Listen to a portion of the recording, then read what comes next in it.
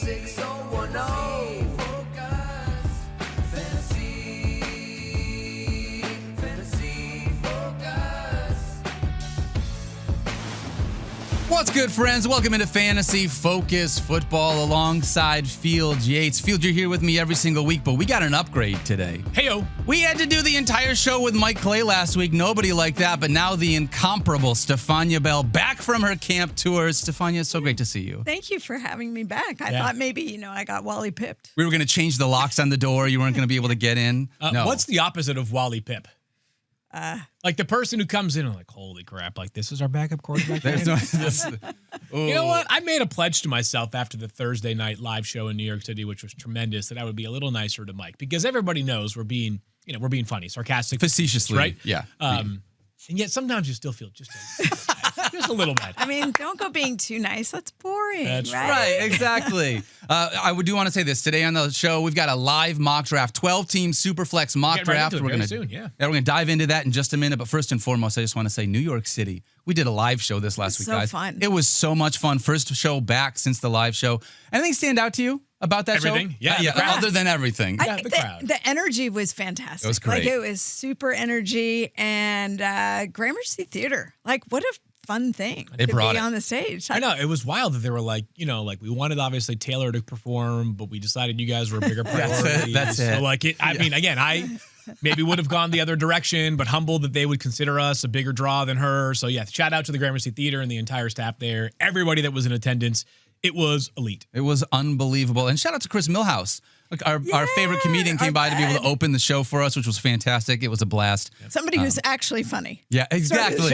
Exactly. So it was a ton of fun being able to do that. That's not the only live show that we've got planned, though, my friends, because we also have the Ultimate Draft Weekend coming up in just a few weeks. Where the is ESPN Fantasy Football Ultimate Draft Weekend is back for year 2, Stephania, in the Bahamas. From August 21st through the 24th, enjoy an oceanfront stay at the luxurious Baha Mar Resort and exclusive events like our one-of-a-kind beach combine. You get to mingle with celebrity guests and NFL players throughout the weekend, including Todd Gurley, Golden Tate, Kyle Rudolph, and Stephania Bell will be there as well. Then get some insights from your favorite ESPN fantasy football experts before drafting your squad at our epic live draft party. Let's go.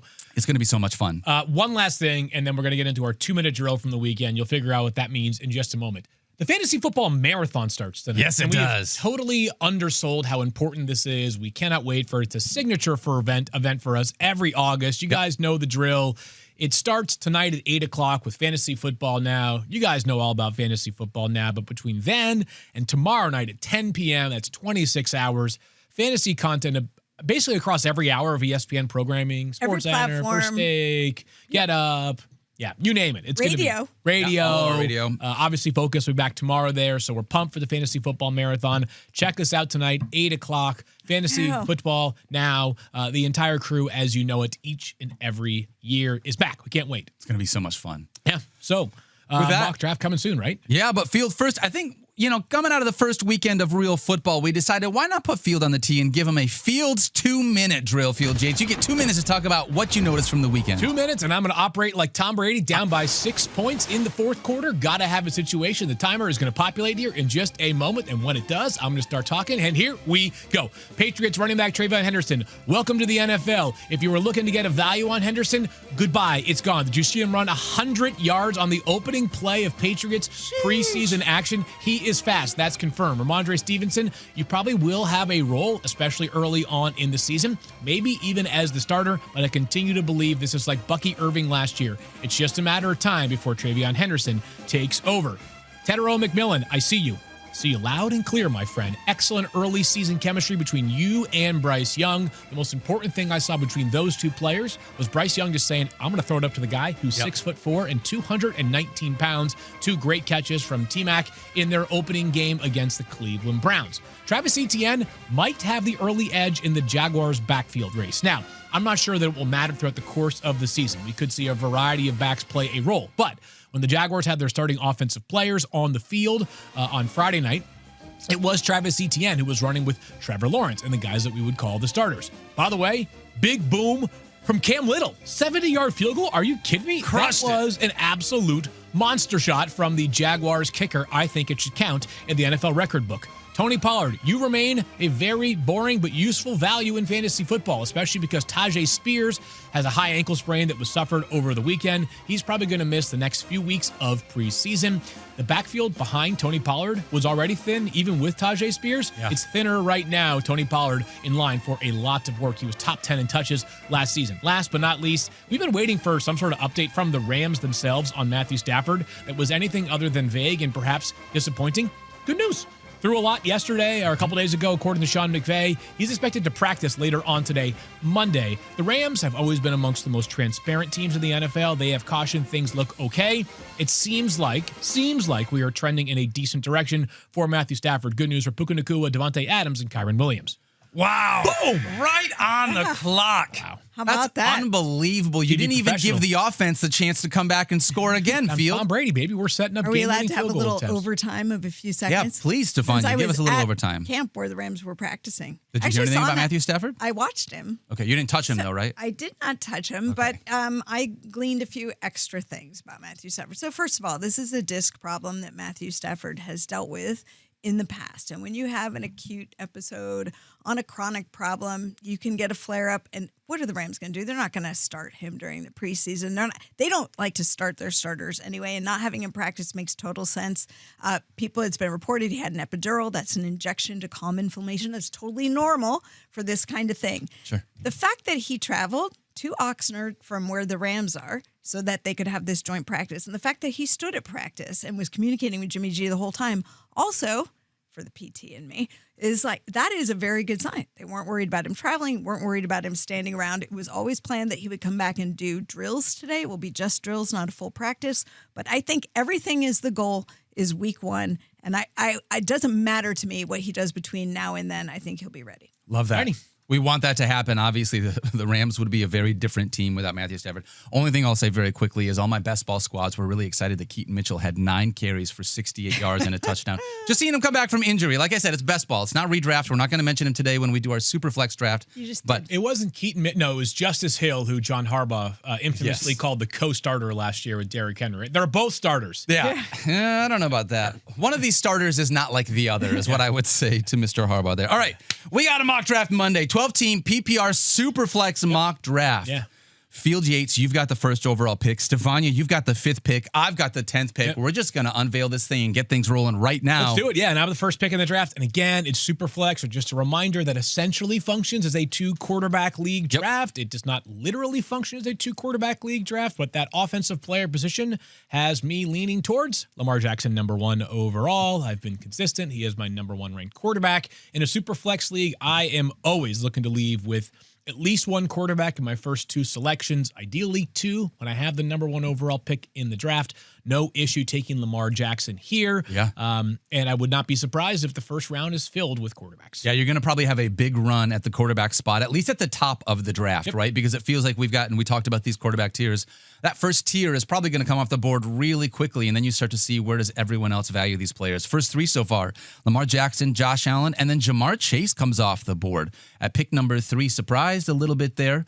Although, again, just because it's a super flex draft, quarterback's a little bit deeper. If you decided you wanted to wait and grab one in the 2nd and 3rd round, especially with where you're at, I don't think you're going to get bad value there either. I think Stephania benefits. I mean, I don't want to make her pick for her, but we've been talking about how there are at least 4 quarterbacks at the very top. And you're picking at 5? Wonder who I'm going to take. Brock Purdy, still on the board? Yeah, it's super flex. Look, I could have 2 equally ranked quarterbacks there. Look, I went with Jaden Daniels. I feel like Jaden Daniels is a little polarizing among some people in terms of top quarterbacks. I've seen some chatter on the internet, and I've been doing a few drafts where people are like, oh, I don't know about taking Jaden Daniels that high. I think we talked about tiers. We talked about quarterbacks in that tier, and we know that we had Joe Burrow always as kind of like the last one on that bubble of the first tier. Yeah. I love Jaden Daniels. I would choose to take him over Jalen Hurts, me personally. I think Lamar Jackson and Josh Allen, I could flip either way, number 1 on them. But I'm super thrilled that somebody decided Jamar Chase should go right there in the first Yeah. round. Yeah. I was thinking about those people that maybe have some skepticism about Jaden Daniels, which I haven't seen as much of, but they're morons, just for the record. They're idiots. I want to congratulate you on being some of the dumbest people I've ever heard in the entire world of fantasy football. So if you're one of those people, I'm sorry. They maybe didn't get to see enough. Like, they'll be watching this year when they don't have him, and they'll be rethinking their position. They actually went into hibernation from July until the end of January last year. That's what it is. Okay. You're up, Daniel. I'm at a spot now. I don't really love. So all the top quarterbacks came off the board after Stephania. We ended up having He says Bijan, his Patrick Mahomes is still on there. Joe Burrow, Justin Jefferson, and Jahmyr Gibbs. Yeah, I mean Patrick Mahomes just hasn't. If I'm drafting Patrick Mahomes, I'm drafting name value, right? I could look at Baker. I'm laughing because that's what we're saying. All the top quarterbacks are off the board, and then this guy. I feel like I'm at a spot now where I would almost rather take the best positional player. No, I'm going to pick again here in 5 picks and just let one of these quarterbacks come back to me. So I actually think I'm going to go at the running back spot here. Okay. You guys know that I'm not a Saquon Barkley believer this year as much as everyone else. So I'm going to go with my guy because everyone knows that I'm a Niners fan, and that's Christian McCaffrey. Yeah, this is the second time you've done this in the mock. I've been very consistent. You can disagree with me, but I feel very confident with the way that I am approaching my drafts, and I am anything but Dude, it's your team, inconsistent. man. You do whatever you want. I just think there are going to be people who are like, wait, so you're worried about Saquon Barkley, who's younger and healthier, but CMC, I guess, I don't know about, he's healthier. They're both equally healthy right now. But, yeah, totally. But not worried about CMC. Has Saquon ridden a scooter across the field with no shirt on? No, I don't. I haven't been tracking the scooters that closely, but I'm going to go with we no. talked about this at the live show. I did see that at the 49ers camp. So if that was a consideration in terms of who should go first. Yeah. Saquon does come off the board right after my pick at player 11. You could miss. And then CeeDee Lamb goes there. So now we're at the turn. So all the quarterbacks that we thought would come off the board in the first round basically did. Lamar Jackson, Josh Allen, Jalen Hurts, Jaden Daniels, and Joe Burrow. No one major reaching. surprise in the first round because obviously it's just the guys that we normally see plus the quarterbacks, right? Correct. And there are obviously some players that escaped the first round. We see a lot of Ashton Genty in round 1, Malik Neighbors, Amon-Ra St. Brown in round 1 because we had, half a dozen or so quarterbacks taken. So no major surprises here. A lot of quarterbacks early. Yep. Ooh. Coming after Saquon was CeeDee Lamb, then Puka Nacua, then Baker Mayfield. I'm on the clock, and I am going to take a quarterback here because it's going to be an eternity until the clock gets back to me in the 4th round. Hold on. Before you can make your pick, but as you make your pick, were you disappointed that Baker went off the board? Baker would have probably been the guy that it would have been between Baker and the guy that I'm going to draft right now, which is Bo Nix. Okay, so so you're passing on Patrick Mahomes for both. Yes, Mahomes would be behind both of those players for me. We think it's a hot take now. Like, where do we think that is? Because the scary part about downplaying the potential for Patrick Mahomes, and not downplaying it, but like taking other players a little bit ahead of him is this. Patrick Mahomes goes absolutely nuclear this season, which he's Patrick Mahomes. He's certainly capable of doing it. Like, you look like a big dummy, right? Because it sucks. Now, like, if Bo Nix wins NFL MVP, is anybody going to be sitting there saying, like, I can't believe you morons didn't have Bo Nix on your MVP ballot before the season began? Probably not, right? Like, it would be unlikely for Bo to explode and take over the NFL in a way in which we have seen Patrick Mahomes take over the NFL. Yeah.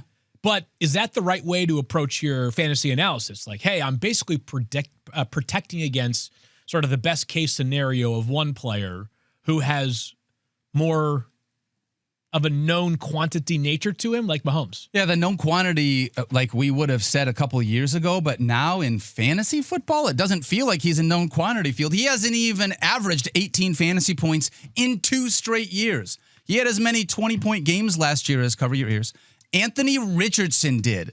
Anthony Richardson had as many 20-point fantasy games as Patrick Mahomes. And we're talking about how he's still up at the top here? There are going to be some people that are mad at you for yelling, which is okay. What I would say is this, is I think if you're sitting there and you're saying this is a bombastic thought to have Patrick Mahomes behind Bo Nix and Baker Mayfield. I just think they're close. You just got to remember that, like, it's not just the ceiling, it's the floor. And I think it's, and I would argue that it's inarguable that Bo's floor or Baker Mayfield's floor is at least comparable, if not better, to Patrick Mahomes. I absolutely agree with that. I just call him Patrick Mahomes. I think you kind of did. I was just going to roll over it. I didn't want to land on that. But I will just say this. Everything that you said about Patrick Mahomes, if there's one player that's going to make you look silly or has the potential, We know that Pat can do it. I mean, the dude is unbelievable. Yeah, we're throwing a bunch of different names. Yeah, we're buds.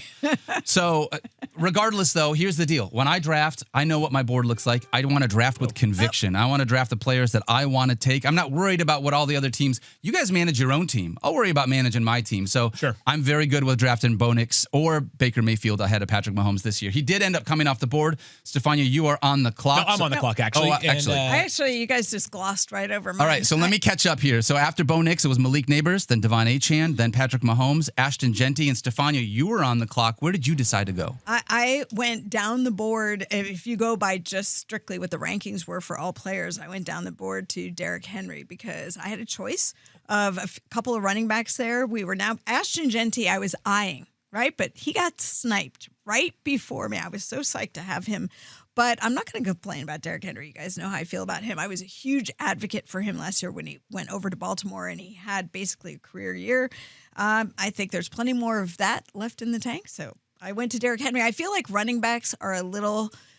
I had to look at my position and go, and you guys know I don't love drafting at the 5 spot. Like this is like the middle of the pack. Gives you is agita. much more. Yeah. Yes. I believe that's Italian for heartburn. No, it's the word I use all the time, and it is very stressful for me. I don't love it. Okay. So But I felt like the wide receivers were much deeper, and I had only a couple running backs I wanted that position, so I took Derrick I Henry. remember it was like 10 days after the season ended for the Ravens last year, and Derrick Henry posted some insane workout video on Instagram, and I was like, dude, I got to check that out. I checked it out, and I was like, I got to do that at some point. I never actually did it, It's like but I told chains, myself I like was going to do it. The lengths of chains that are usually like to boat anchors, and Yeah, he they're has like- them tied to. They're bigger than my thigh, and I'm supposed to like pull them around. Come on now, Derek. I had 2 picks at the turn, and because you're picking at the turn, a reminder, people, like when you're picking at the turn, and you've got 25 picks between you or 23 picks between you, if you have someone you want, you need to plan on that player not being there on the other side. Yeah. And so for me, it wasn't that, and I took Brock Purdy, who I'm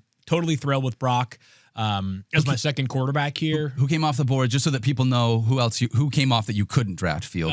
Players that I couldn't draft were Kyler Murray, you mentioned Amon-Ra, and Nico Collins. Okay, so they came off after Stephania. But I'm saying to myself, if I don't take a quarterback here, I'm staring at the possibility, maybe not the guarantee, but the possibility of my second quarterback being one of like Cam Ward, Bryce Young, Michael Penix Jr., Geno Smith, who are all okay options in 2 quarterback leagues, but I'm looking for better than okay. I do believe the driving force between a lot of Superflex teams that are successful is 2 elite quarterbacks. So I feel really good about my quarterback room. And then I got to be honest with you, I actually was going to hit Q on Josh Jacobs, and I instead hit draft on Josh Jacobs.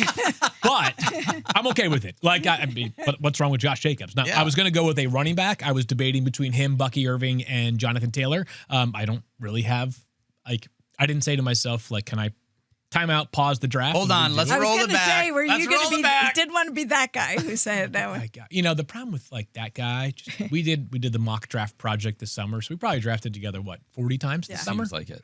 And when someone would roll it back, and it'd always be like July at 1 p.m., and a lot of us would be like, you know, hey, like I'm at the beach, or I'm like, you know, whatever. Like I'm out to lunch, but I'm doing the mock draft, which is a very fun thing to do, and it's an important project we do. But someone's like, hold on. Hey, Keith, can you roll back 9 picks? I accidentally took someone in the 14th round. I'm like, oh my God. I'm like, I didn't mean to draft Mike Gesicki. I was honestly looking at. I forgot the Noah Fant news. Yeah, so like, that's- you know, I'm like, okay. That's funny. You should have like a number of roll for what it's worth. Like if you are doing a draft, there should only be a finite number of rollbacks that you do before you're like, no more. At this Dude, point, it's like golf. You get one mulligan. Yeah, That's I it. was going to say everybody should get one, and that's fair. Okay. All right. So since that pick, for what it's worth, Fields, you took Brock Purdy. Coming off the board since then, Jonathan Taylor, who you talked about, Brock Bowers, Chase Brown, and then Stephania, you were on the clock. Where did you decide to go? I went with Brian Thomas Jr. I wanted a top wide receiver. I was listening to Fields' argument about my second quarterback, but I'm pretty comfortable with as long as my second guy can put up close to double-digit points every week, and I'm going to assume that I'm going to have that option still available to me. Yeah. I like that call, Stephania. I'm now on the clock. So once you took Brian Thomas, Justin Fields, Drake London, A.J. Brown, and Kyron Williams came off the clock.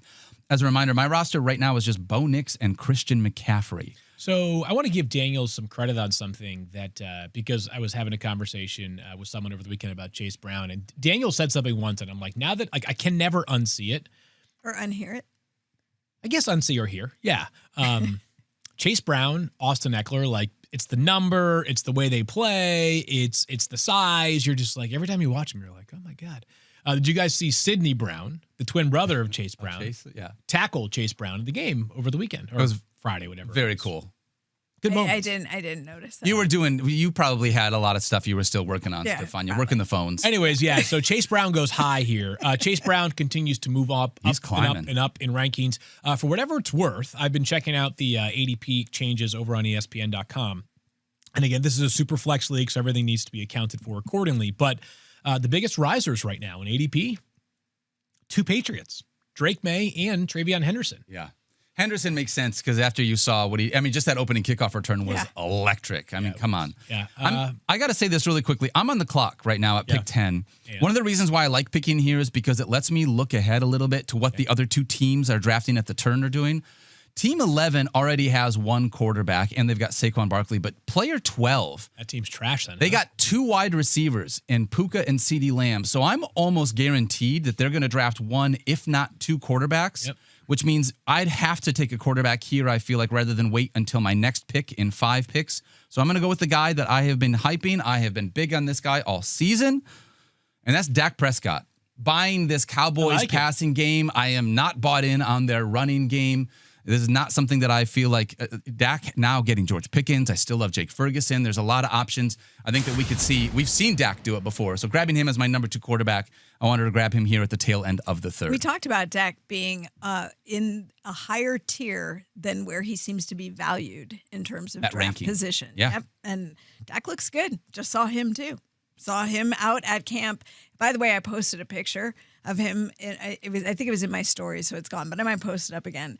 And I was standing right behind him, and I took a picture. You know, they're in shorts because they're practicing. And I said, which hamstring do you think was the one that was torn off the bone? And for the people that guessed, they all guessed the wrong one. Really? Yeah. And I'll leave it at that, but I think I'll repost that. Was there some atrophy involved? Atrophy is a word that would be something that you might think of. Okay, all right. But you know what? I'll post it again. I like it. Yes, and then I'll give you the answer when we have this podcast. Perfect. My new homepage is WebMD, so I read up on atrophy. Good luck with that. Things like that. Gastrointestinal, like I don't know what that is. I feel like that's what you're searching on that WebMD feels like right your now? hot sauce thing. That's why you were searching.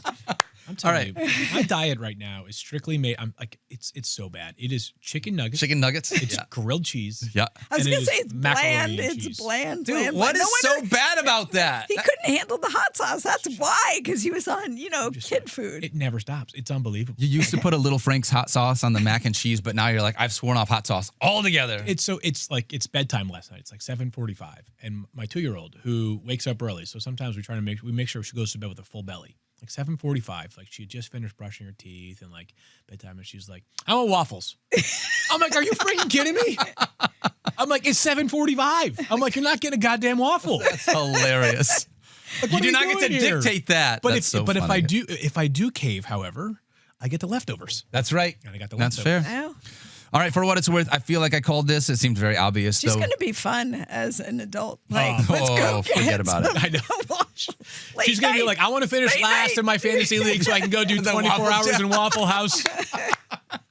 I was thinking of something different, but okay. Since I took Dak Prescott that came off the board, it was Trey McBride. Then Team 12, who had no quarterbacks, did in fact take 2, Justin Herbert and Drake May, who has been rising up draft boards, like you just said, Field. Yeah. And then Jared Goff comes off the board. I don't need a 3rd quarterback, so I'm pivoting to what I just think is best player available right now. I don't have any wide receivers. Wide receivers available to me are T. Higgins, Tyreek Hill, Lad McConkey, Devontae Adams. That's probably the range that I would look at. But Bucky Irving is still here, and I don't think that I'm going to be able to get another guy. I'm surprised. That's good. That's fascinating. I feel like that's just too good a value, even though I'd love to grab a pass catcher. I think that I have to go with Bucky, given the fact that he fell to me. So I've got Bo Nix, CMC, Bucky Irving, and Dak Prescott as my starting 4 in this 12-team Superflex league. I tell you what, though, we're nearly, 3.5 rounds in, and there's really no major surprise picks. Nothing There's crazy no one that I'm so sitting there far. saying to myself, like, oh my God, someone already took whatever.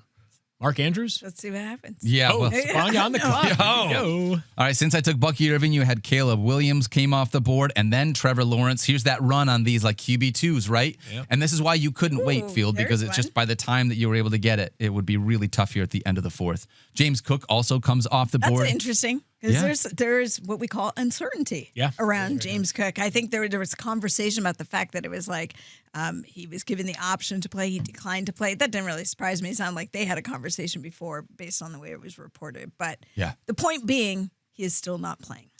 Yeah, of course, James Cook looking for that new. Right. It's starting to get interesting now. Stephania got sniped by player 6 who took George Kittle.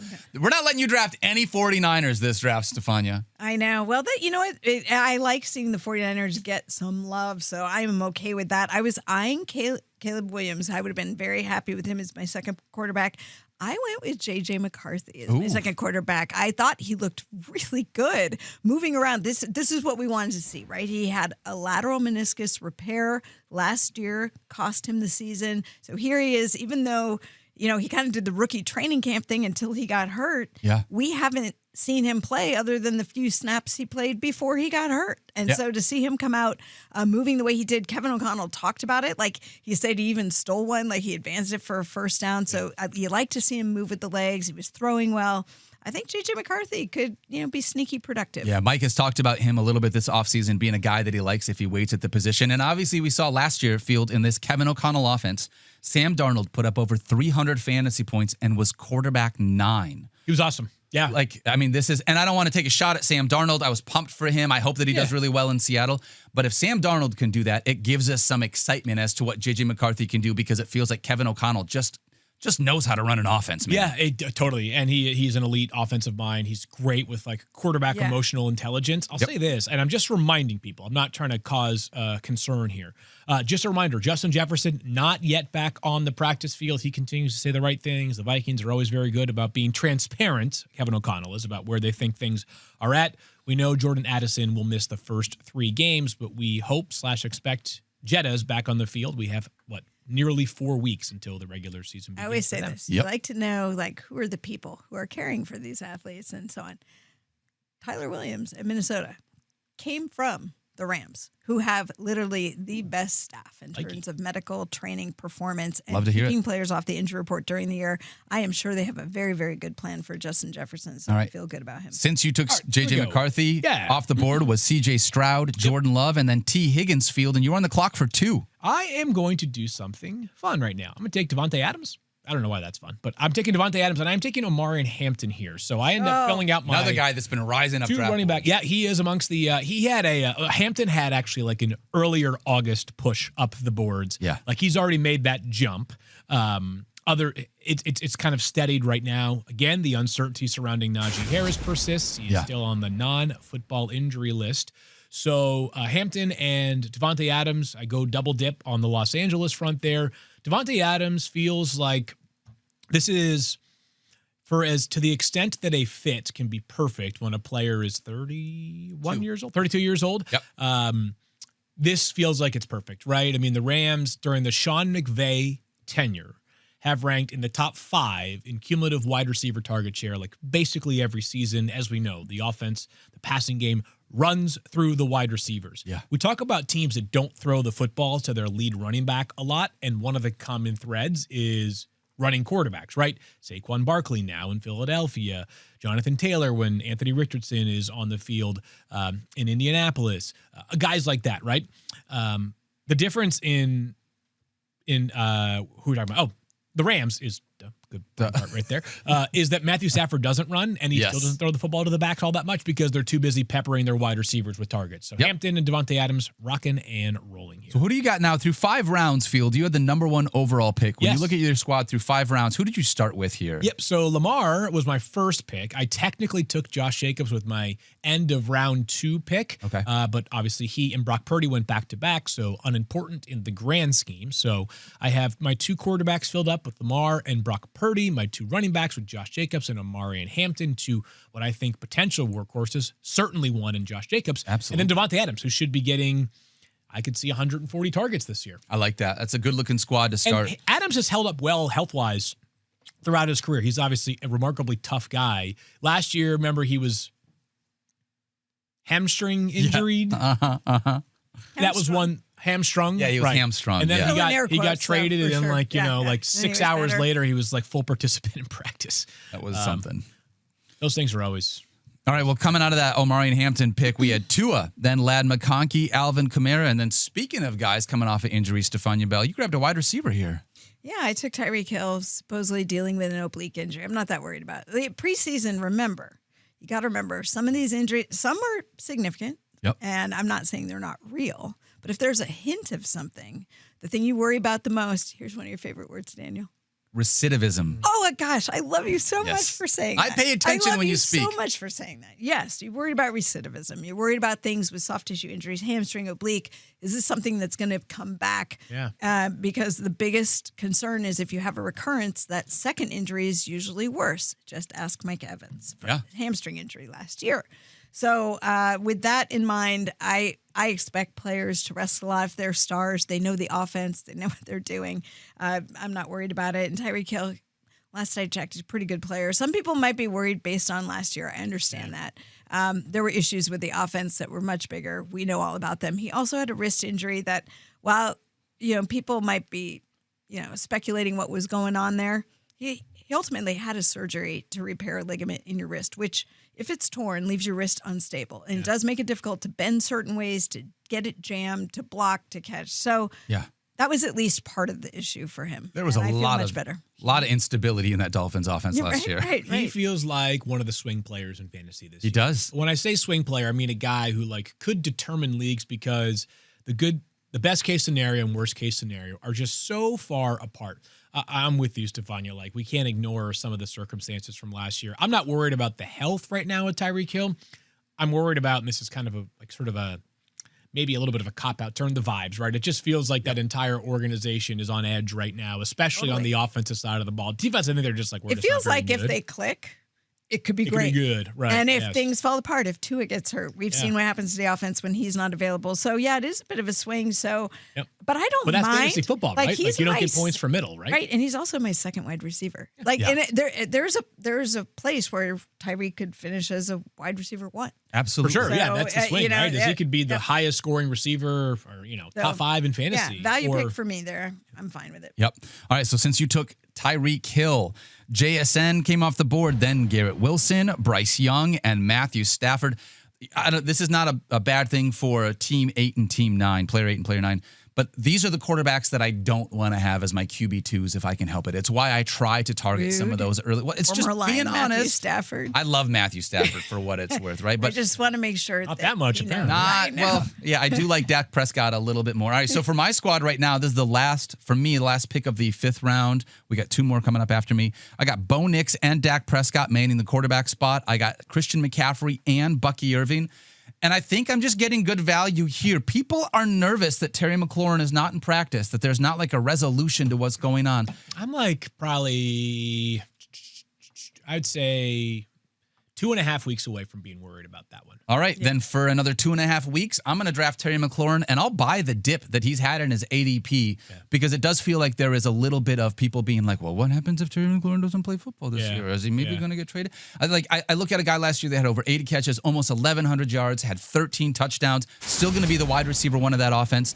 I think I just got more value on McLaurin here than I would have if we were drafting a month ago. Yeah, I would agree on you're definitely getting value. People are scared off a little bit right now on McLaurin because of the fact that there's some level of uncertainty. It feels a little bit different to me than James Cook for this. This is the only reason why I say it, is the cost for Terry McLaurin to miss a missed game check. I think he makes $18 million this year. It's over $1 million. It's $1 million a week, right? It's a good amount of money. James Cook this is still in an unbelievable amount of money, but he's making a third of what Rookie Terry McLaurin does, where it's if you're going to stand on business and potentially miss games, it hurts a little more to miss $1 million, even when you've made a whole lot more money. I wouldn't know. Terry. Same.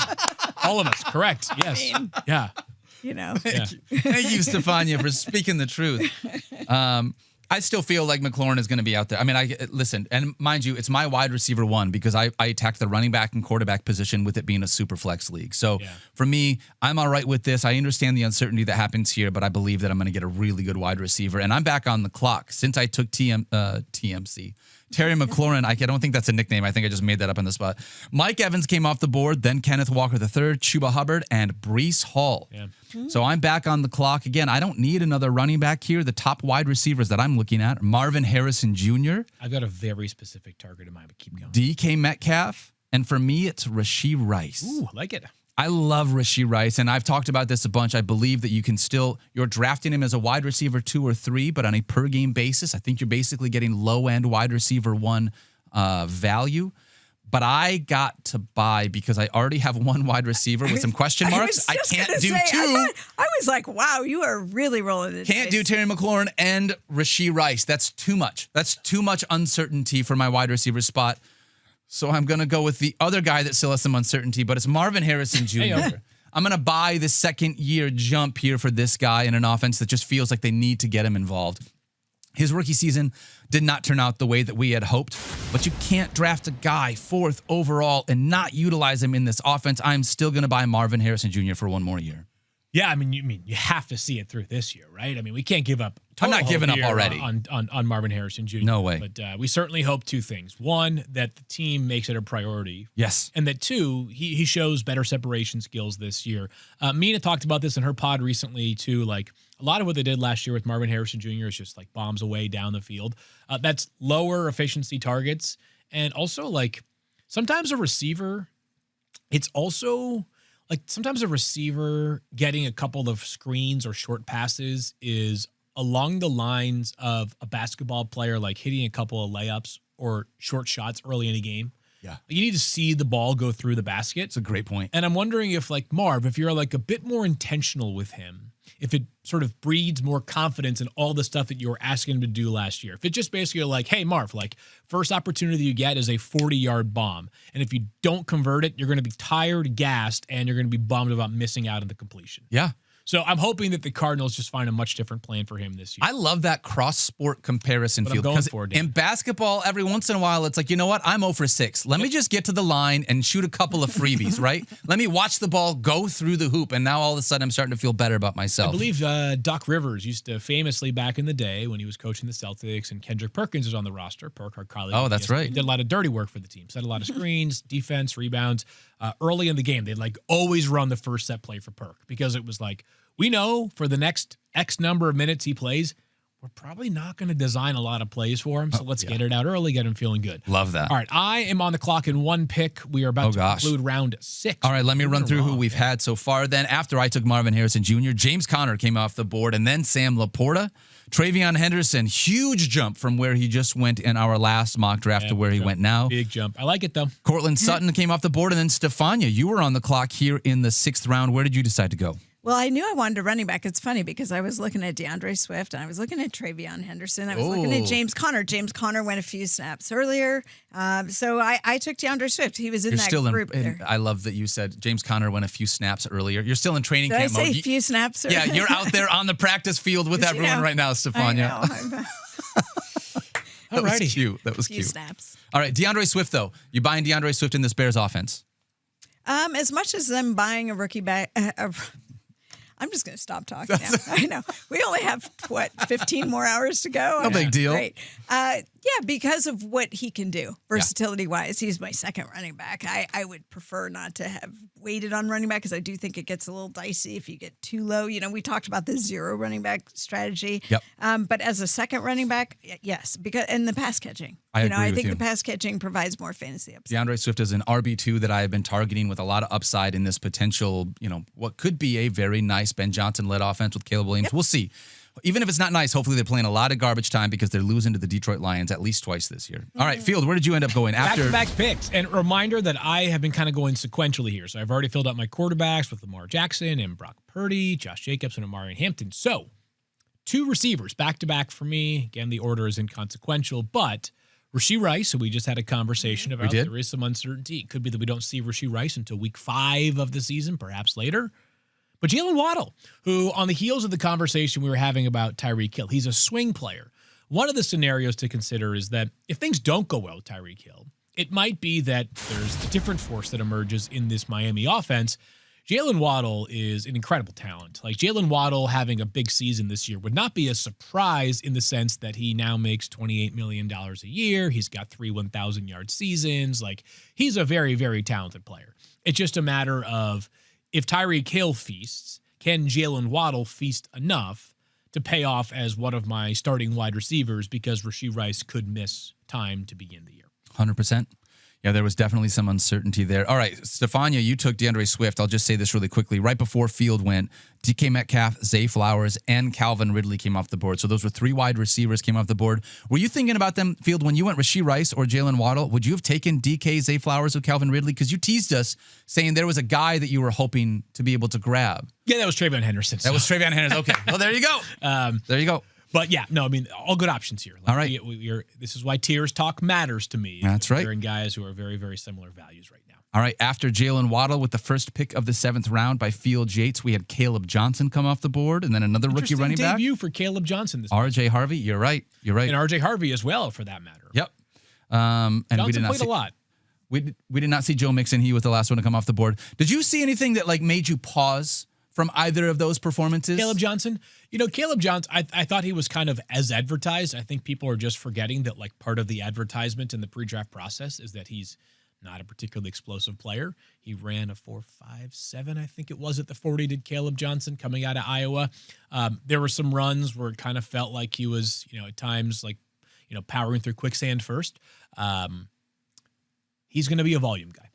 That's going to be how he has success in fantasy this year. I think the ceiling, he has some Najee Harris to him, right? Like, volume should be good. A little bit of utility in the passing game. Not sure there's a bunch of explosive plays there. Not sure there's a bunch of 20-plus fantasy point games there. But sometimes you need a 3rd running back or a 4th running back for your roster, right? Tony Pollard types, Caleb Johnson types, where you're getting a player who, in a bye week, he's going to get 15 opportunities, maybe get you 12 fantasy points. That keeps you afloat. Honestly, this is where, I'm glad that I've got 2 running backs already. Running back starts to get real thin here at this point. Not a lot of big guys left on the board. Aaron Jones, David Montgomery, Tony Pollard, sort of the end of that Isaiah Pacheco starting running back tier, if you're looking at it. Yeah.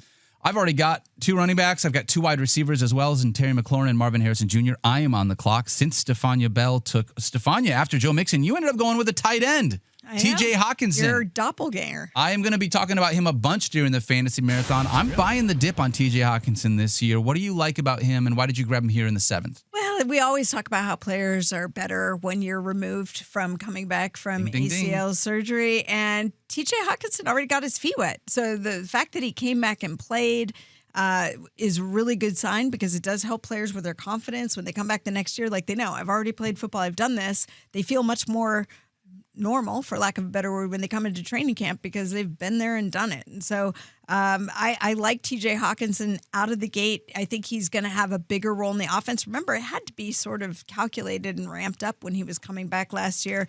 I think J.J. McCarthy is going to be looking for him at times. Yeah. Oh, you drafted J.J. McCarthy. You got a little stack here between your quarterback and tight end. Stack, little Vikings stack. I like that. All right. How intentional or unintentional are you guys with stacking in drafts? Do you care about it? Do you not care? Do you avoid it? Do you aim for it? I do all of the things that you mentioned, Field. It sort of depends on my roster construction as the draft comes to me. There are times, like, for what it's worth, right now, I had already drafted Dak Prescott. Okay. With this pick in either the 7th or 8th round, I was looking at potentially grabbing George Pickens. Got it. I like him he's already a guy that I like. I've already got the quarterback there. Yeah. He ended up coming off the board before it could get to me. He just came off after Stephania took TJ Hawkinson. But I don't avoid stacking if I can help it. It's just don't target it either. I continually fight this thing because I'm probably have 75 best ball drafts deep right now. So I do a lot of best ball as well. Let's have a conversation. Roster construction is very different between best ball and redraft. Okay, so let's have a conversation. 75? 75. Even us, the fantasy experts, agree that that might be like a bridge too far. Is that too many? No.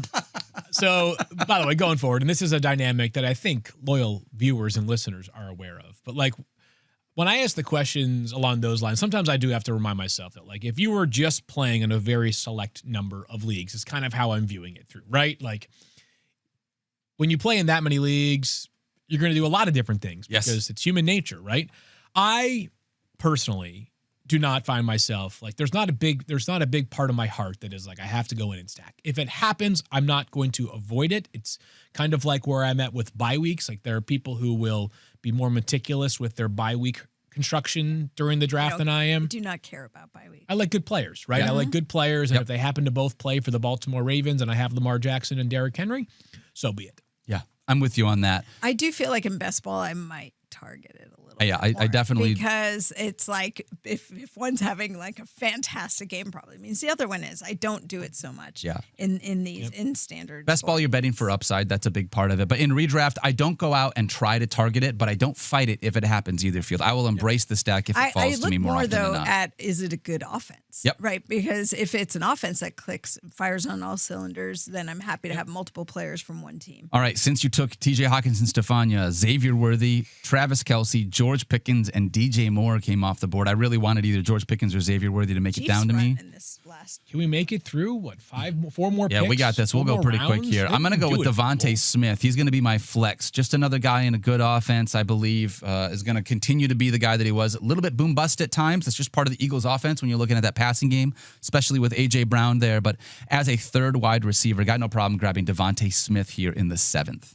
Good best ball option. You think everybody who's listening or watching is acutely aware of what best ball means? Best ball, that's a great question, Field Yates. 30-second explainer. Best ball, the way you do it, you draft a team. You don't set a lineup, right? You have more than, 10 players in your roster. And at the end of the week, the highest scoring players at your respective positions score or count for you. They're automatically So slotted that into your starting even lineup. if they are listed on your bench, Yep. if a player listed on the bench outscores a player listed on the active roster, the one with the highest score is where it defaults to. So you might have players, if you're playing in best ball, you might say to yourself, like Caleb Williams, pretty interesting best ball player. Whereas guys, I'm just, maybe by the end of this season, Caleb Williams, this is maybe not a perfect example, scores fewer fantasy points than Tua or Matthew Stafford. Stafford probably not going to have as many gigantic weeks, but he might have a healthy number of like 14 to 17 point weeks. Absolutely. Where Caleb might have a couple of duds, but he also might have 5 25-point explosions. Oh, you know who's a great best ball player? If he gets to me, I'll tell you. Well, I was going to say Jamison Williams because he came off the clock and I was hoping he was going to make it back to me. No big deal. A lot of these wide receivers that we're talking about right here are best ball targets for me. George Pickens, Devontae Smith, Jamison Williams. You got a couple of guys in there that are just big play guys. Also came off the board since I made that last pick. Teteroa McMillan, who we just talked about at the start of the show, and 2 tight ends, David Njoku and Colston Loveland. I'm at a spot now where the best tight end on the board, and I have not taken one, is Mark Andrews, and I don't like that. So I'm going to not take a tight end here. I'm going to continue to wait, and I'm just going to go with best player available for me. That's going to be Roma Dunze. Well, thanks a lot, Daniel. So sorry about 'Cause that. That's who I was looking at. Officially sniped. I'm just going to take another high, what I believe is a guy that should continue to get better. Second year in an offense. I'm going to buy what the Bears are doing. I know I have made jokes as a Lions fan about how, some inconsistencies in training camp. It's training camp. Yeah. We're installing a new offense. We got a whole bunch of new stuff going on. As much as I make jokes as a Lions fan, I still believe that this offense, whether or not they're in games or not, has a chance to be a garbage time, unbelievably good offense to just score points. I just, it's there in the best division in football field. They're going to have to be able to find ways to be able to put points on the board. Yeah. I went with Roma Dunze, and then after that we had Chris Godwin, David Montgomery, Travis Hunter, who saw some action this weekend, and Aaron Jones Sr. off the board. Stephania Bell, you are back on the clock. Yeah, I know. I'm not. You sound so enthused. Is I it know, 8th? but it's just I'm just looking at what I'm looking. 4 at. spots I'm left not for each of loving us to it. take. 8th round, pick 92 for what it's worth for those listening at home. I'm gonna go with Tony Pollard. Ooh, He's got the job all to himself for a little he while. does. And we'll see. It may not be for very long. Tajay Spears is hurt. It just got but, banged up. But it's a pretty thin backfield. It's a thin backfield, and I do feel like Tony Pollard, proved his mettle, proved he came back from the injury, had a solid year in Tennessee. It'll be interesting with Cam Ward. I kind of want to see how this Titans offense evolves, really. But Tony Pollard's going to get a lot of work in practice with Cam Ward, and so let's say I think as a backup running back, Yeah. Good with that as a backup. Yep, I agree. I think he is the ideal running back 3. I said this earlier when I was that before the show or was that on the show? That was pre-tapes, yeah. I was talking about sizzle versus steak. Sometimes you need the sizzle, right? Like the sizzle would be like Travis Hunter, who might be a huge, high-scoring wide receiver. Sometimes you need the steak, right? And that's just like my starting running back's on a bye. Who can I play that should handle the ball? This is Caleb Johnson, too. Yep. And that to me, oh, dang it. Which one of you jerks took Evan Ingram? That's Evan Ingram gets sniped in this range because it's such a great value pick. It is. And so you think, oh, nobody's noticing. And then one other person's paying attention. I'm at the spot field. I'm taking a couple wide receivers. I'm taking a wide receiver. I like this. Stephon Diggs. And then Tyrone Tracy, who's kind of part of that like steak versus sizzle here. So back to Tony Pollard. Like if you look at the top 10 running backs in touches last season, you go through the first 8, and it's basically like 8 of the 12 highest ranked running backs in our rankings this year. 9 and 10 are Tony Pollard and Najee Harris. For obvious reasons, Najee Harris is being drafted way later. He's not even healthy right now. Plus, he's got a guy ahead of him probably in Amari and Hampton. Tony Pollard, nothing's changed, right? Like they drafted Khalil Mullings in the 6th round out of Michigan, did Tennessee, but it's not like Tony Pollard changed teams, changed offenses, or somebody was brought aboard, which again, he's boring and you can get a little bit burned by guys like this, like Devin Singletary last year, but the cost is so low that like if they're your RB3 or RB4, to me, it's a totally reasonable spot to be at. Yeah, I'm with you on that. What do you got? You just gave me a look. You? No, I was saying, we just said boring. You called somebody boring. I was like, there was nothing wrong with that. Coming out of Tony Pollard, we ended up having Matthew Golden, Isaiah Pacheco, then Evan Ingram, unfortunately for Fields. So he took Stephon Diggs and Tyrone Tracy. After that, J.K. Dobbins, Dalton Kincaid, Mark Andrews, and Stephania. Finally grabbed yourself a 49er. You cannot take all my 49ers. Hey, you cannot. there you go. It is not possible. And listen, I'll put my money where my mouth is. I said something in the New York live show about Ricky Pearsall and how far I think he could finish above not only his ADP, but where he's projected to finish. And it has a lot to do. Look, 49ers injury list is long. I'm hoping that this is a preseason thing. We're just going to get it all out of the way. Yeah, I thought it was long in 2024, and then 2025 we were going to turn the page. We're doing it earlier. Okay. And hopefully to a lesser degree of severity. Okay. But right now, Ricky Pearsall is just stacking days, as they say out there, with him and Brock Purdy getting more and more on the same page. And the wide receiver room is thin. Yeah. It is thin right now. I mean, it's not as thin as the running back room. They signed Garrison Hurst over the weekend. Don't remind Stop it. I haven't heard that name. Daniel was like, I pulled one of his. I pulled a rookie card back from like his 1992 season. Now he's getting re-signed by the team in 2025. Oh yeah, they've been adding running backs on the daily. Amir Abdullah came while I was there. Yeah, like he joined the he's squad. Hurt. Yeah. Yeah. When you come off the bench. They literally signed Jeff Wilson. I'm kidding on Garrison Hurst. Too. That's awesome so funny. Yeah. That's incredible. Do you have a card of his? Probably. You know what? I probably do somewhere in all of my cards. I'm sure that I have a Garrison Hurst one. All right. Since you took Ricky Pearsall, Stephania came off the board before Juwan Jennings, for what it's worth. That is the move that I would make. Not everyone here at ESPN Fantasy would do that. Someone go Juwan Jennings first. You had Jerry Jeudy, then Jacoby Myers, then Brian Robinson Jr., and Jordan Addison. I am on the clock, and I'm going to take my other favorite 49er, and that is Juwan Jennings. Yep. I think both of these guys are just going to be able to have a very large role in this passing game. Obviously, no Deebo Samuel. We talked about that with Brandon Ayuk.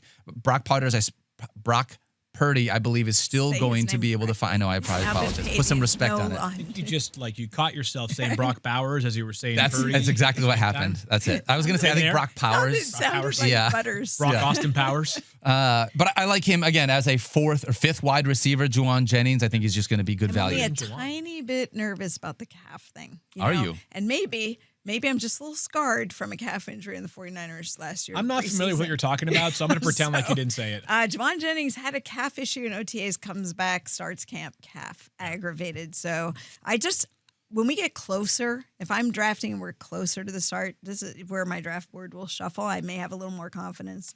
Right now, I'd have to take him a little further down. I'd feel better if it was 80% calf and 20% contractitis that was keeping him off the field, because he does, I think, want a new deal, or at least has some. That's in this case, there's the holding. If it were a holding in situation, it doesn't really help him. Yeah. So no. All right, since I took Juwan Jennings, Cooper Kupp, Cam Scattaboo, Austin Hey, Eckler. Keenan Allen's available. He and just signed. Travis Etienne. Keenan Allen is there. I think I'm going to go with a running back, though, because I already have taken a bunch of wide receivers. The guys I'm looking at, they're not super sexy. Jalen Warren, Javonte Williams, and Ramondre Stevenson. I'm probably out on Ramondre.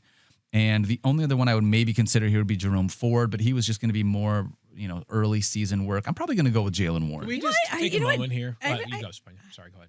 I was just going to say, Javonte Williams, I think, is great value here. Javonte Williams is the starting quarterback. What is my What's word going on with you, fight? Stephania? I know. I need more coffee. Javonte Williams is the starting running back for the Cowboys. And I know. I get it because backfield, everybody thinks it's going to be divvied up. We got Miles Sanders. We got Jaden Blue, and he could emerge. But right now, Javonte Williams getting a lot of reps and very much looks like who they are going to lean on. I think there is a fear. I don't disagree with anything you said. There's a fear that we said the exact same thing last year. He is the starting running back here in Denver, and he still didn't really look the way that we had hoped.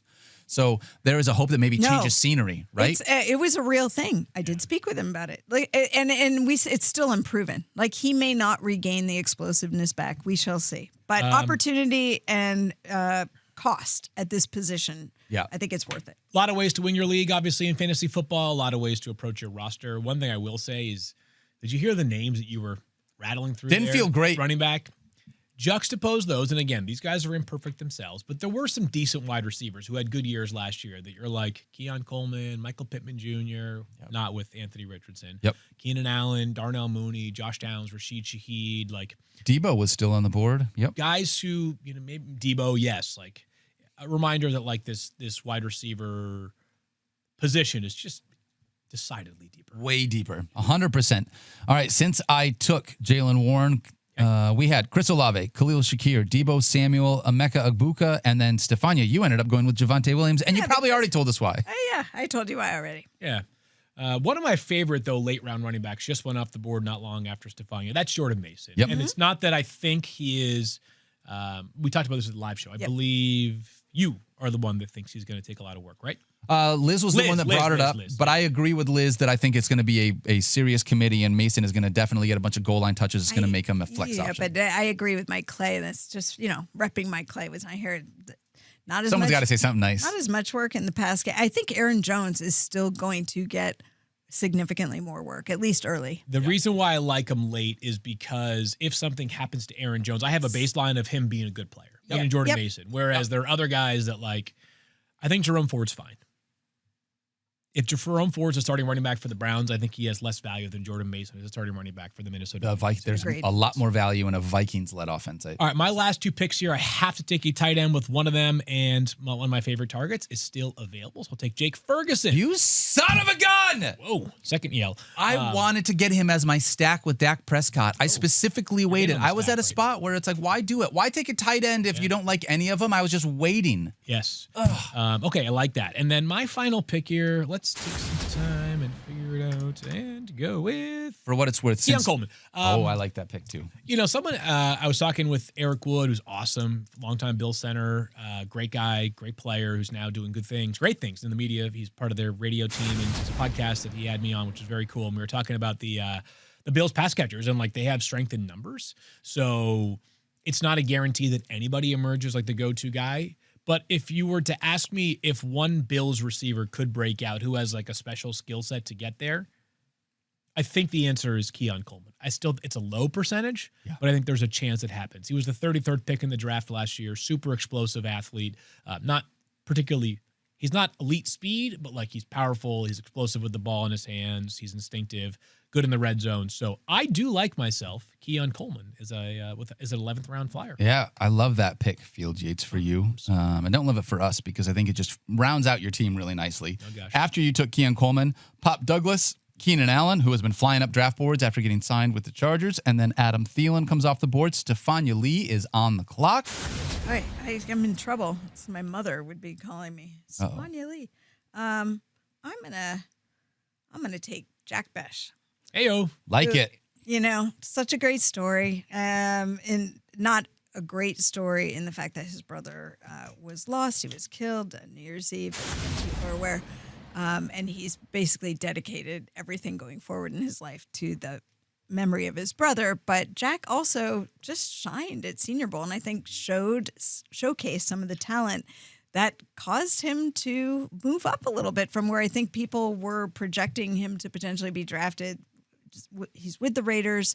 I think he's got an opportunity to be a really solid player for them. And getting him right here, just like having him on. You know how sometimes there's players you want to draft? We talk about this. Like, don't be afraid to take players you want. That you want? Or you like. It's your team. It's not necessarily a bad thing to also be rooting for the guy that is going to score you fantasy points. So I have no issue with that. I love that, Stephania. All right, so since you took Jack Besh, Cameron Ward, no longer Cam Ward, we found out, came off the board. Josh Downs, Michael Penix Jr., and Kyle Pitts Sr. I've got to take a tight end, and the best tight ends it looks like available on the board are Brock Wright, Drew Sample, and Payne Durham. Actually, or no? No, but it feels like that when I look at these names. I was going to say, you might have waited too long. Well, here's the thing. I didn't want to wait this long. The draft ended. I wasn't able to approach the position, you and so I thought sniped on Kyle Pitts. Yes. Think about this. Yes, I know. So now it's the guys I'm really looking at. Tucker Kraft, Dallas Goedert, or Tyler Warren. I think I'm just going to go all in and take the rookie. Give me Tyler Warren. Give me the upside on what he can be. Okay. There you go. I don't really feel, those other guys will be fine, but I don't feel super strongly about it. You said Tyler Warren? Tyler Warren, yeah, at the tight end spot. All right. Yeah. So let's do a quick recap of our teams. Yep. Here's where I'm at. My two quarterbacks, Bo Nix and Dak Prescott. My running backs, Christian McCaffrey, Bucky Irving, and Jalen Warren as my third RB. My wide receivers, Terry McLaurin, Marvin Harrison Jr., Devontae Smith, Rome Odunze, and Juwan Jennings. Holy cow, wide receiver is just such a deeper position than all of the rest of the positions in football. It's ridiculous. I like my wide receivers so much more. 12-team Superflex really threw some things at you here. So this team does not feel as deep as I would want. Not super thrilled coming out of this one, but it does feel like some good information for my brain going into my next 12-team mock draft field. Did you ever work in sales, Daniel? I did a couple times. Oh, really? Yeah. Oh, okay. Should I? We got to work on the sales pitch here. Oh, I'm not trying to. Confidence, baby. Here's the thing. I was trying to figure out whether or not am I drafting to get a good draft grade from the YouTube chat, or am I drafting based on the team that I think is going to be a good football team this season? A good grade from the YouTube. I thought about it. I thought about it. What else would you aspire for? What did you end up doing? I would just remind you that in several leagues that I have drafted in, like when I've done Scott Fishbowl, there's always somebody who puts out projections. Your draft grades? Yeah. Made it to the finals last year. I had a War Room League. I was rated. I got some terrible grade in the War Room League. Ended up winning that year. I've had other years where I've had higher grades. I don't remember Mike Clay ever giving me a good grade at our actual marathon draft, so that didn't happen. But I've had good grades. And because remember, drafting is just the beginning. That's right. It's how you work the waiver wire, which Field will talk about all season. It's how you navigate injuries, how you acquire players, it's trades that you make. It's a whole season. It is a whole season. Don't get too caught up when you leave your draft in feeling bummed or thrilled. All right, Field. I picked at 10. Yeah, you picked I had the at first 1. pick in the draft, so got things rolling here with Lamar Jackson. My offensive player / second quarterback is Brock Purdy. My running backs are Josh Jacobs and Amari Hampton. My wide receivers are Devontae Adams and Rashee Rice / Jalen Waddle. Obviously, if Rice is suspended, he will have to move to the bench. So players to replace him include Stephon Diggs, Keon Coleman, and Tyrone Tracy. And my tight end is Jake Ferguson there. So I like this squad. I just like that next to Brock Purdy's name, it says super. Oh, wow. Super Brock Purdy. Super Brock Purdy. Stephania would argue it's an accurate statement. It is. He might be super this year. Yeah. I love the Amari Hampton pick. Oh, thanks. I just, now seeing him, I think in that offense, I mean, there's a lot to like about him. Yeah. Yeah. He's in a really good spot. It is comforting, too. Like, I'll just say this. It's comforting to get your quarterback picks out early and then feel like the rest of the draft you can just attack as you normally would. I've said many times, I think we're kind of in lockstep here, is that if you have the opportunity to be the fourth out of the 4 people taking one of those elite 4 quarterbacks, it's cool. But there's nothing wrong with starting the train also. And I got Lamar, at the first pick. I can't wait until pick 24. No. So Yeah, Lamar, in a Superflex league, it's a little different. Yeah. Love that. All right, and Stephania, you had pick number 5. And at pick number 5, give us your my squad. least favorite spot to draft. But yet, I still ended up with Jaden Daniels, which I was super happy about because I thought in a Superflex league, it'd go 1, 2, 3, 4, bing, bing, bing quarterbacks. And so this, again, pleasant surprise in round 1. But then you see what happens when you're in the middle. And I always feel like I have to adjust to how the draft is shifting. It's constantly changing direction. And I don't get to declare or drive picks as much as I like to do. I'm happy with my Derrick Henry as my top running back and DeAndre Swift is my second. I love Brian Thomas Jr. I feel like people were so psyched about him at the end of last season. Is so psyched about what this season would bring. And then like less so all of a sudden because they feel like there's too many potential people who can score points. But I still think Brian Thomas Jr. is going to have an amazing season. Tyreek Hill is a value pick for me. And TJ Hawkinson, waiting on tight end and still getting somebody who I think is a solid tight end. Not our elite tight ends, but a solid one. And then JJ McCarthy is my super. He is my second quarterback. And I think I'm rooting for the rookie to have a great season. Took a couple other rookies on my bench, Ricky Pearsall, Jack Besh, Javonte Williams, who, again, I think could be a really good value coming so late to me and appears to be the starting running back for the Cowboys right now. 54% of our YouTube chat believes that Field Yates had the best draft here. 25% goes to Stephania Bell, and 19% of you know ball and thought that I had the best draft. So shout out to you. Yeah. All Lions fans. I got to be honest. I really believe that me passing on Saquon and taking Christian McCaffrey has something to do with. I think that I feel differently than other people do, and I'm fine with that. Let me tell you what, though. Like, there's no two ways about it. No player is going to generate more divisive opinions than Christian McCaffrey. I've said this before. You're either in or you're out. Right? There's no gray area. There's no in between. There's no like, oh, I get it, man. Like at pick 7, it's worth it. I'm a little rich for me at 5, but 7, 8, like I'm cool with it. No, it's either you're out or you're in. He burned me last year. I've trusted him too many times. I'm not doing it again. Like I don't feel that way. I'm buying Christian McCaffrey. This is fun as always. You should be doing as many mock drafts as you possibly can to be able to understand how the board is going to break, to understand when someone snipes you, how you need to be able to pivot, not get flustered in the moment. It's why mock drafting is so important. So go out there, get into some ESPN mock drafts with either your league mates or just a bunch of random people to see how the board is going to fall to you. They're both really valuable. That's going to do it for us today here on Focus, but not here at ESPN because, as Fields, you mentioned, the Fantasy Football Marathon taking place Monday and Tuesday. All day long, we're going to bring a ton of fantasy content to you across all of our ESPN platforms. Make sure you check us out. Tonight, but for now, start Fantasy Football Now. 8 p.m. to 11 p.m. Eastern Time. Come check us out there. It's going to be a ton of fun. Don't forget to love each other and be kind to yourself. And we will see you guys a little bit later today. Later.